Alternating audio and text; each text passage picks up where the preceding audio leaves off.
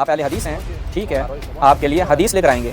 آپ یہ جانتے ہیں کہ ایک بوڑھی خاتون آئی تھی جس نے اعتراض کیا اور حضرت عمر اس کا جواب نہیں دے سکے، تو وہ اہل حدیث کا متن میں نے آپ کی خدمت میں پڑھا ہے، تو آپ اس کا انکار کیوں کر رہے ہیں؟ اگر یہ اعتراض ہو تو پھر تمام اہل سنت کی تمام روایات کو اکٹھا کریں اور سائڈ پہ رکھ دیں، کیونکہ کسی قسم کو ان سے فائدہ حاصل نہیں ہوگا۔ اسی طرح علماء اہل سنت نے جناب ابوبکر عمر کو معصوم ان کا تعارف کروایا ہے، جناب عائشہ کو معصوم تعارف کروایا ہے۔ یا اصول کافی کی روایتوں میں یہ بھی آتا ہے کہ مصحف فاطمہ تھا جس کا وہ اس مصحف سے 3 گنا زیادہ بڑا مصحف تھا، جو کہ آج موجود نہیں ہے۔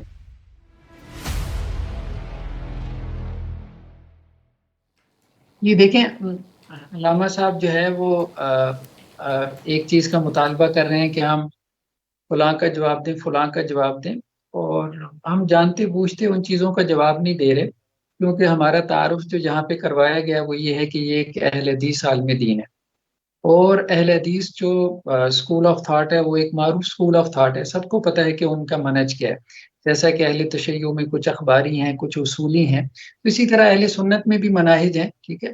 تو ہمارا منہج جو ہے وہ یہ نہیں ہے کہ جی ہمارے فلاں فلاں عالم نے یہ لکھ دیا تو اب ہم اس کے قائل ہیں۔ تو ہمارے نزدیک یا اہل الحدیث کے نزدیک اطیع اللہ و اطیع الرسول یہ بنیادی چیز ہے۔ آپ اہل حدیث ہیں،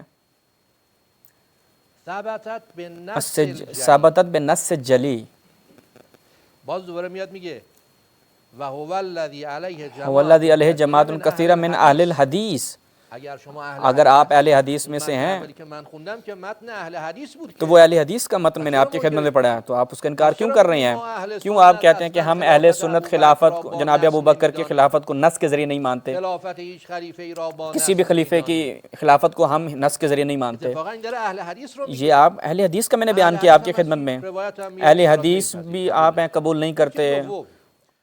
یہاں تک بات آئی کہ حضرت عمر رضی اللہ عنہ میں جو ہے وہ نبوت کی جو صفات ہیں وہ ثابت کی گئی ہیں، ان کے بارے میں یہ روایت بیان کر کے دیکھیں، ہم پھر وہی بات کریں گے کہ حضرت عمر رضی اللہ عنہ جو ہے ان کے بارے میں ہماری روایتوں میں یہ بات ملتی ہے کہ ایک بڑھیا اٹھ کے یہ اعتراض کر دیتی تھی حضرت عمر رضی اللہ عنہ کے اوپر کہ آپ کو حق مہر مقرر کرنے کا کوئی حق حاصل نہیں، ٹھیک ہے۔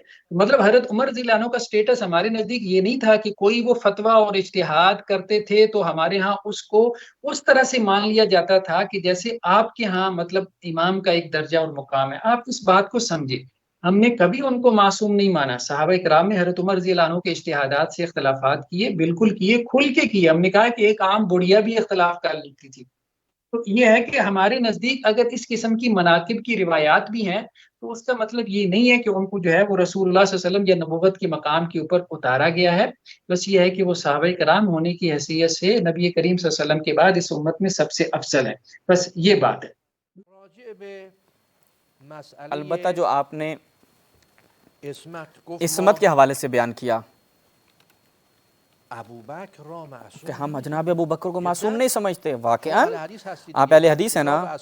کتاب السنہ آقای خلال جناب خلال دار الرایہ دار الرایہ کی چاپ، رفع الخطا عن ابی بکر و عمر، ابو بکر سے کوئی خطا ان سے سرزد نہیں ہوتی، رفع خدا نے اٹھا لی ہے۔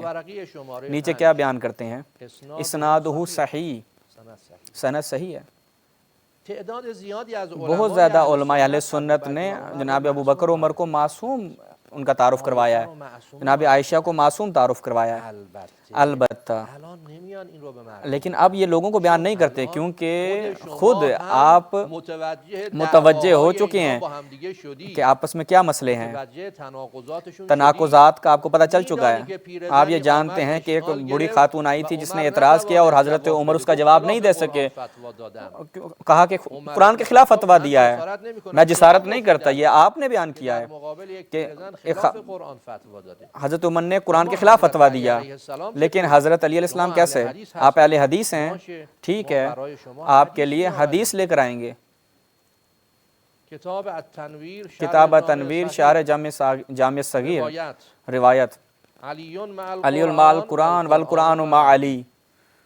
اگر جناب عمر ابن خطاب قرآن کے مطابق فتویٰ دے سکیں، پیغمبر اکرم صلی اللہ علیہ وسلم نے فرمایا قرآن علی کے ساتھ ہے، علی قرآن کے ساتھ ہے، ایک دوسرے سے جدا نہیں ہوں گے، سند بھی صحیح ہے۔ خود آ کر بیان کرتے ہیں وَهَذَا الْحَدِيث مِنْ أَدِلَّةِ الْعِصْمَةِ، لأن من لازم القرآن ولازمه القرآن لا يأتي معصية فالحديث من أجل أدلة فضائله وأدل علمه بتاويله. آپ خود اپنی کتابوں میں عصمت حضرت علی کے اوپر آپ کے ہاں دلائل موجود ہیں، ابو بکر و عمر کی عصمت کے اوپر بھی آپ کے ہاں روایت موجود ہیں۔ حضرت علی کے متعلق کیونکہ آپ کو کوئی اعتراض نہیں ملا تو اس لیے ان کی عصمت کو رد کر دیا۔ حضرت ابو بکر و عمر کے متعلق آپ کو اعتراضات بہت سارے مل گئے، آ کے لوگوں نے ان کی عصمت کی تائید کر دی۔ فقط آپ لوگوں کے سامنے یہ باتیں بیان نہیں کر سکتے۔ باقی یہ جو بات ہے کہ صحابہ کرام مرتد ہو گئے تھے، دیکھیں بات یہ ہے کہ ہمارے ہاں اس قسم کی جو باتیں ہیں نا اس کو مطلب صحیح سمجھا ہی نہیں جاتا۔ مطلب کسی بھی اہل سنت کے عالم دین سے آپ یہ بات کہیں گے تو وہ کہے گا کہ جی یہ غلط باتیں ہیں، صحابہ کرام جو ہے وہ مرتد نہیں ہوئے تھے۔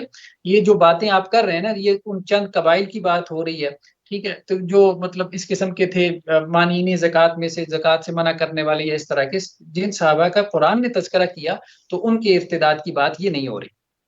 بہرحال ہمارے ہاں مطلب اس کو مانا نہیں جاتا، ٹھیک ہے، شیعہ کتب میں جو ہے یہ باتیں اگر آ گئی ہیں یا سنی کتب میں بھی آ گئی ہیں تو اس کی کوئی نہ کوئی تعویل کر لیں گے، وہ اس کو مانیں گے نہیں۔ لیکن کیا آپ لوگ بھی جو ہے جو باتیں آ گئی ہیں کہ جی یہ جو ایک دوسرے کے ائمہ کے بھائی تھے، ایک امام کے چچا تھے، ایک اس کے چچا زاد تھے، ایک اس کے بڑے بھائی تھے، ایک اس کے چھوٹے بھائی تھے، یعنی ایک اس کی جو ہے وہ بیوی تھی، یہ سارے جو قریبی لوگ جو ہے وہ ایک ایک امام کی مختلف مراحل پہ درجات میں وہ جو انکار کی پوزیشن لے رہے تھے۔ جی آپ نے فرمایا ارتداد صحابہ کے متعلق علماء اہل سنت سے ان سے سوال کریں تو وہ سب کہیں گے نہیں بھائی ایسا کچھ نہیں ہوا۔ آپ کا مقصود اہل سنت سے کیا ہے؟ کون ہے وہ اہل سنت؟ مثلا کتاب الاستیاب عبد البر جنہوں نے صحابہ کے متعلق جمع کیا، ملاحظہ کریں طلیحہ بن خویلد الاسدی ارتد بعد النبی ودع النبوہ، نبوت کا دعویٰ کیا، صحابی ہے۔ ابن عبد البر ان کو صحابہ میں بیان کر رہے ہیں اور کہتے ہیں کہ نبی کے بعد مرتد ہو گئے اور نبوت کا دعویٰ کیا انہوں نے۔ میرے عزیز ہم جو یہ آتے ہیں کچھ مطالب کو انکار کر دیں اور ایک چیز کے لیے دلیل موجود ہو بہت فرق کرتا ہے، ایک چیز کا انکار کر دیں ایک چیز پہ دلیل موجود ہو، فرق ہے اس میں۔ ہمارا اعتقاد کیا ہے کہ بہت سے ایسے افراد اسلام کے اوپر باقی رہے، فقط اور فقط سیاسی مخالفت کی بنا پر قتل کر دیے گئے، لیکن اہل سنت افسوس کے ساتھ کہنا پڑتا ہے وہ یہ دعویٰ کرتے ہیں کہ ارتداد دینی کا دعویٰ کیا ہے انہوں نے، اور بعد آ کر کیا کہتے ہیں چینلز پر ممبروں پر اس کے برعکس بیان کرتے ہیں، واقعیت کچھ اور ہے۔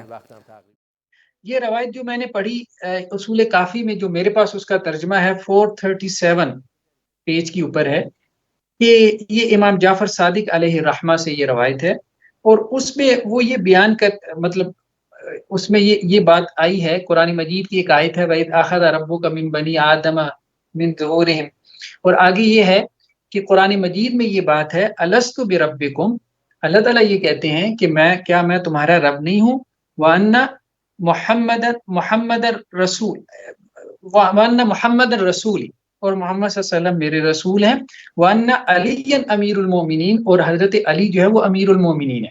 یہ بات جو ہے یہ اصول کافی میں یہ روایت آئی ہے ائمہ سے، یعنی شیعہ ائمہ سے، کہ قرآن میں ایک تو یہ بات آ گئی کہ اللہ سبحانہ و تعالی رب ہے، اور دوسری بات یہ آ گئی کہ محمد صلی اللہ علیہ وسلم اللہ کے رسول ہیں، اور تیسری بات یہ آ گئی کہ حضرت علی امیر المومنین ہے۔ بہرحال میرے خیال میں چلے امیر المومنین بھی کئی معنی نکل سکتے تھے، لیکن یہ ہے کہ اس قسم کی کوئی نص جو کہ آپ کی روایتوں میں یہ بات اس طرح سے آ رہی ہے کہ قرآن میں یہ آیت تھی لیکن آج ہمیں یہ آیت نہیں ملتی بدقسمتی سے، یا اصول کافی کی روایتوں میں یہ بھی آتا ہے کہ مصحف فاطمہ تھا جس کا وہ اس مصحف سے 3 گنا زیادہ بڑا مصحف تھا جو کہ آج موجود نہیں ہے۔